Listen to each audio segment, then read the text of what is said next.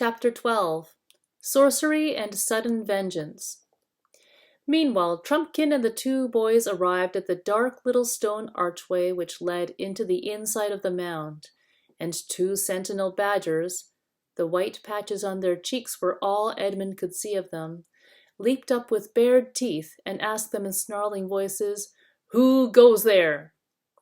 "Trumpkin," said the dwarf, bringing the High King of Narnia out of the far past. The badgers nosed at the boys' hands. "At last," they said. "At last!"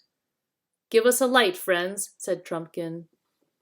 The badgers found a torch just inside the arch, and Peter lit it and handed it to Trumpkin. "The DLF had better lead," he said. "We don't know our way about this place." Trumpkin took the torch and went ahead into the dark tunnel. It was a cold, black, musty place with an occasional bat fluttering in the torchlight and plenty of cobwebs. The boys, who had been mostly in the open air since that morning at the railway station, felt as if they were going into a trap or a prison. "I say, Peter," whispered Edmund, "look at those carvings on the walls. Don't they look old? And yet we're older than that. When we were last here, they hadn't been made." "Yes," said Peter, "that makes one think." The dwarf went on ahead, and then turned to the right, and then to the left, and then down some steps, and then to the left again. Then at last they saw a light ahead, light from under a door. And now for the first time they heard voices, for they had come to the door of the central chamber. The voices inside were angry ones. Someone was talking so loudly that the approach of the boys and the dwarf had not been heard. "Don't like the sound of that," whispered Trumpkin to Peter. "Let's listen for a moment." All three stood perfectly still on the outside of the door. "You know well enough," said a voice. "That's the king," whispered Trumpkin. "Why, the horn was not blown at sunrise that morning. Have you forgotten that Miraz fell upon us almost before Trumpkin had gone, and we were fighting for our lives for the space of 3 hours and more? I blew it when first I had breathing space." "I'm not likely to forget it," came the angry voice, "when my dwarfs bore the brunt of the attack, and 1 in 5 of them fell."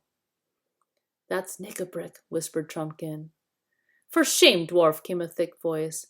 "Truffle hunters," said Trumpkin. "We all did as much as the dwarfs, and none more than the king." "Tell that tale your own way for all I care," answered Nickabrick. "But whether it was that the horn was blown too late, or whether there was no magic in it, no help has come. You great clerk, you master magician, you know-all, are you still asking us to hang our hopes on Aslan and King Peter and all the rest of it?" "I must confess, I cannot deny it, that I am deeply disappointed in the result of the operation," came the answer. "That'll be Dr. Cornelius," said Trumpkin. "To speak plainly," said Nickabrick, "your wallet's empty, your eggs addled, your fish uncaught, your promises broken. Stand aside then and let others work. And that is why—" "The help will come," said Truffle Hunter. "I stand by Aslan. Have patience, like us beasts. The help will come. It may be even now at the door." "Pah!" snarled Nickabrick. "You badgers would have us wait till the sky falls and we can all catch larks. I tell you, we can't wait. Food is running short. We lose more than we can afford at every encounter. Our followers are slipping away." "And why?" asked Truffle Hunter. "I'll tell you why. Because it is noised among them that we have called on the kings of old, and the kings of old have not answered. The last words Trumpkin spoke before he went, and went most likely to his death, were, 'If you must blow the horn, do not let the army know why you blow it or what you hope from it. but that same evening everyone seemed to know. You'd better have shoved your gray snout in a hornet's nest, Badger, than suggest that I am the blab, said Nickabrick. Take it back, or— Oh, stop it, both of you, said King Caspian. I want to know what it is that Nickabrick keeps on hinting we should do. But before that, I want to know who those two strangers are whom he has brought into our council, and who stand there with their ears open and their mouths shut. They are friends of mine, said Nickabrick. And what better right have you yourself to be here than that you are a friend of Trumpkin's and the Badger's? And what right has that old dotard in the black gown to be here except that he is your friend? Why am I to be the only one who can't bring in his friends? His Majesty is the king to whom you have sworn allegiance, said Truffle Hunter sternly. Court manners, sneered Nickabrick. But in this hole we may talk plainly. You know, and he knows, that this Talmarine boy will be king of nowhere and nobody in a week, unless we can help him out of the trap in which he sits. Perhaps, said Cornelius, your new friends would like to speak for themselves? You there, who and what are you? Worshipful Master Doctor, came a thin, whining voice, so please you, I'm only a poor old woman, I am, and very obliged to his worshipful dwarfship for his friendship, I'm sure. His Majesty, bless his handsome face, has no need to be afraid of an old woman that's nearly doubled up with the rheumatics and hasn't 2 sticks to put under her kettle. I have some poor little skill, not like yours, Master Doctor, of course, in small spells and cantrips that I'd be glad to use against our enemies if it was agreeable to all concerned. For I hate 'em. Oh, yes, no one hates better than me. That is all most interesting and satisfactory, said Dr. Cornelius. I think I now know what you are, madam. Perhaps your other friend, Nickabrick, would give some account of himself? A dull gray voice, at which Peter's flesh crept, replied, I'm hunger. I'm thirst. Where I bite, I hold till I die, and even after death, they must cut out my mouthful from my enemy's body and bury it with me. I can fast 100 years and not die. I can lie 100 nights on the ice and not freeze. I can drink a river of blood and not burst. Show me your enemies. And it is in the presence of these two that you wish to disclose your plan, said Caspian. Yes, said Nickabrick, and by their help that I mean to execute it. There was a minute or two during which Trumpkin and the boys could hear Caspian and his 2 friends speaking in low voices, but could not make out what they were saying. Then Caspian spoke aloud. Well, Nickabrick, he said, we will hear your plan. There was a pause so long that the boys began to wonder if Nickabrick was ever going to begin. When he did, it was in a lower voice, as if he himself did not much like what he was saying. All said and done, he muttered.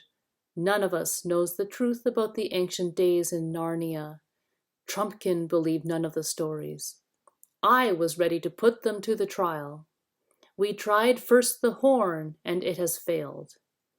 If there ever was a high King Peter and a Queen Susan and a King Edmund and a Queen Lucy, then either they have not heard us, or they cannot come, or they are our enemies. Or they are on the way, put in Truffle Hunter. You can go on saying that till Miraz has fed us all to his dogs. As I was saying, we have tried one link in the chain of old legends, and it has done us no good. Well, but when your sword breaks, you draw your dagger. The stories tell of other powers beside the ancient kings and queens. How if we could call them up? If you mean Aslan, said Truffle Hunter, it's all one calling on him and on the kings. They were his servants. If he will not send them, but I make no doubt he will, is he more likely to come himself? No, you're right there, said Nickabrick. Aslan and the kings go together. Either Aslan is dead, or he is not on our side. Or else something stronger than himself keeps him back. And if he did come, how do we know he'd be our friend? He was not always a good friend to dwarfs, by all that's told. Not even to all beasts. Ask the wolves. And anyway, he was in Narnia only once that I ever heard of, and he didn't stay long. You may drop Aslan out of the reckoning. I was thinking of someone else. There was no answer, and for a few minutes it was so still that Edmund could hear the wheezy and snuffling breath of the badger. Who do you mean? Said Caspian at last. I mean a power so much greater than Aslan's that it held Narnia spellbound for years and years, if the stories are true. The White Witch! Cried three voices all at once, and from the noise Peter guessed that three people had leaped to their feet. Yes, said Nickabrick very slowly and distinctly. I mean the witch. Sit down again. Don't all take fright at a name as if you were children. We want power, and we want a power that will be on our side. As for power, do not the stories say that the witch defeated Aslan and bound him and killed him on that very stone which is over there just beyond the light? But they also say that he came to life again, said the badger sharply. Yes, they say, answered Nickabrick, but you'll notice that we hear precious little about anything he did afterwards. He just fades out of the story. How do you explain that, if he really came to life? Isn't it much more likely that he didn't, and that the stories say nothing more about him because there was nothing more to say? He established the kings and queens, said Caspian. A king who has just won a great battle can usually establish himself without the help of a performing lion, said Nickabrick. There was a fierce growl, probably from Truffle Hunter. And anyway, Nickabrick continued, what came of the kings and their reign? They faded too. But it's very different with the witch. They say she ruled for 100 years, 100 years of winter. There's power, if you like. There's something practical. But heaven and earth, said the king, haven't we always been told that she was the worst enemy of all? Wasn't she a tyrant 10 times worse than Miraz? Perhaps, said Nickabrick in a cold voice. Perhaps she was for you humans, if there were any of you in those days. Perhaps she was for some of the beasts. She stamped out the beavers, I dare say. At least there are none of them in Narnia now. But she got on all right with us dwarfs. I'm a dwarf, and I stand by my own people. We're not afraid of the witch. But you've joined with us, said Truffle Hunter. Yes, and a lot of good it has done my people so far, snapped Nickabrick. Who is sent on all the dangerous raids? The dwarfs. Who goes short when the rations fail? The dwarfs. Who? Lies! All lies, said the badger. And so, said Nickabrick, whose voice now rose to a scream, if you can't help my people, I'll go to someone who can. Is this open treason, dwarf? Asked the king.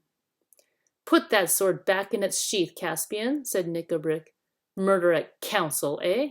Is that your game? Don't be fool enough to try it. Do you think I'm afraid of you? There's 3 on my side and 3 on yours. Come on, then, snarled Truffle Hunter. but he was immediately interrupted. "Stop, stop, stop!" said Dr. Cornelius. "You go on too fast. The witch is dead. All of the stories agree on that. What does Knickerbrick mean by calling on the witch?" That gray and terrible voice, which had spoken only once before, said, "Oh, is she?" And then the shrill, whining voice began, "Oh, bless his heart, his dear little Majesty needn't mind about the White Lady. That's what we call her, being dead. The worshipful Master Doctor is only making game of a poor old woman like me when he says that. Sweet Master Doctor, learned Master Doctor, who ever heard of a witch that really died? You can always get them back." "Call her up," said the gray voice. "We are all ready. Draw the circle. Prepare the blue fire." Above the steadily increasing growl of the badger and Cornelius's sharp "What?" rose the voice of King Caspian like thunder. "So that is your plan, Knickerbrick. Black sorcery and the calling up of an accursed ghost. And I see who your companions are. A hag and a werewolf." The next minute or so was very confused. There was an animal roaring, a clash of steel. The boys and Trumpkin rushed in. Peter had a glimpse of a horrible, gray, gaunt creature, half man and half wolf, in the very act of leaping upon a boy about his own age, and Edmund saw a badger and a dwarf rolling on the floor in a sort of cat fight. Trumpkin found himself face to face with the hag. Her nose and chin stuck out like a pair of nutcrackers. Her dirty gray hair was flying about her face, and she had just got Dr. Cornelius by the throat. At one slash of Trumpkin's sword, her head rolled on the floor. Then the light was knocked over, and it was all swords, teeth, claws, fists, and boots for about 60 seconds. Then silence. "Are you all right, Ed?" I think so," panted Edmund. "I've got that brute Knickerbrick, but he's still alive." "Weights and water bottles," came an angry voice. "It's me you're sitting on. Get off! You're like a young elephant." "Sorry, DLF," said Edmund. "Is that better?" "Ow! No!" bellowed Trumpkin. "You're putting your boot in my mouth. Go away." "Is King Caspian anywhere?" asked Peter. "I'm here," said a rather faint voice. "Something bit me." They all heard the noise of someone striking a match. It was Edmund. The little flame showed his face, looking pale and dirty. He blundered about for a little, found the candle. They were no longer using the lamp, for they had run out of oil. Set it on the table and lit it. When the flame rose clear, several people scrambled to their feet. 6 faces blinked at one another in the candlelight. "We don't seem to have any enemies left," said Peter. "There's the hag, dead." He turned his eyes quickly away from her. "And Knickerbrick, dead too. And I suppose this thing is a werewolf. It's so long since I've seen one. Wolf's head and man's body. That means he was just turning from man into wolf at the moment he was killed. And you, I suppose, are King Caspian?" "Yes," said the other boy, "but I've no idea who you are." "It's the High King, King Peter," said Trumpkin. "Your Majesty is very welcome," said Caspian.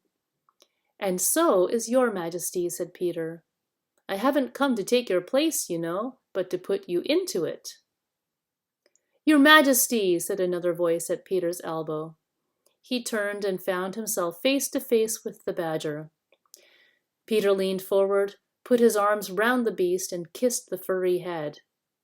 It wasn't a girlish thing for him to do, because he was the High King. "Best of badgers," he said, "you never doubted us all through." No credit to me, your majesty, said Truffle Hunter.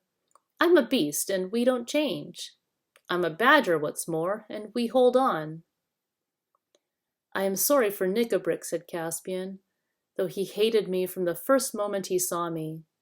He had gone sour inside from long suffering and hating. If we had won quickly, he might have become a good dwarf in the days of peace. I don't know which of us killed him. I'm glad of that. You're bleeding, said Peter. Yes, I'm bitten, said Caspian. It was that wolf thing. Cleaning and bandaging the wound took a little time, and when it was done, Trumpkin said, Now, before everything else, we want some breakfast. But not here, said Peter. No, said Caspian with a shudder, and we must send someone to take away the bodies. Let the vermin be flung into a pit, said Peter, but the dwarf we will give to his people to be buried in their own fashion. They breakfasted at last in another of the dark cellars of Aslan's How. It was not such a breakfast as they would have chosen, for Caspian and Cornelius were thinking of venison pasties, and Peter and Edmund of buttered eggs and hot coffee. But what everyone got was a little bit of cold bear meat out of the boys' pockets, a lump of hard cheese, an onion, and a mug of water. But, from the way they fell to, anyone would have supposed it was delicious.